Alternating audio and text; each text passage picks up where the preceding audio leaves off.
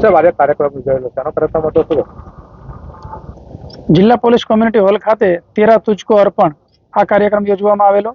એમાં જે લોકો સાયબર ક્રાઇમનો ભોગ બન્યા હોય અને એની એમાઉન્ટ પોલીસે ત્વરિત એક્શન લઈ અને ફ્રીજ કરાવી નામદાર કોર્ટમાંથી ઓર્ડર મેળવી અને એ લોકોને એમના એમાઉન્ટ જે છે એ પરત કરાવી હોય એ પ્રકારના 74 જેટલા ફરિયાદી કે જે ભોગ બન્યા હતા અને એને આશરે 51 લાખ જેટલી રકમ આજરોજ પરત કરવામાં આવેલી છે.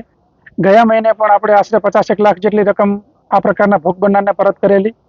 પરંતુ લોકોને ખાસ મારી અપીલ અને વિનંતી એ છે કે આ પ્રકારના સાયબર ફ્રોડસ્ટર જે હોય એનાથી બચવું એ જ મેઇન ઉપાય છે. જાગૃત રહેવું. અત્યારે અમે એની સાથે સાથે જાગૃતિ કાર્યક્રમ પણ કર્યો અને જે લોકો હાજર હતા 74 જેટલા અરજદાર અને એમના અન્ય સગાવાલાઓ તમામને એ પણ વિનંતી કરી છે કે એ લોકો આ જાગૃતિ કાર્યક્રમના જે અગત્યના પોઈન્ટ્સ હતા એ પોતાના મિત્ર વર્તુળમાં, પોતાના પડોશીમાં, સગાવાલામાં પણ અવેરનેસ લાવે.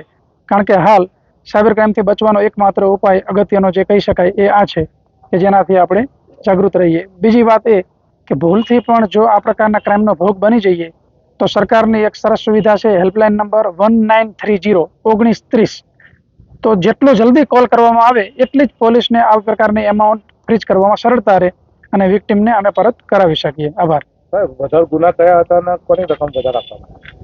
એમાં અલગ અલગ પ્રકારના ગુના હતા અને જે રકમ આપવામાં આવેલી છે એ અમુકને ગયેલી રકમ પૂરેપૂરી પરત મળેલી છે અને અમુકે પોલીસને જાણ કરવામાં થોડું ઘણું વિલંબ થયો હોય તો શરૂઆતના જે ટ્રાન્ઝેક્શન થયા હોય એ ફ્રોડસ્ટરે વિથડ્રો કરી લીધા હોય, પરંતુ જે લાસ્ટ ટ્રાન્ઝેક્શન્સ હોય એ પોલીસ ફ્રીજ કરવામાં સફળ રહેલી છે અને વિક્ટીમને પરત અપાવેલ છે.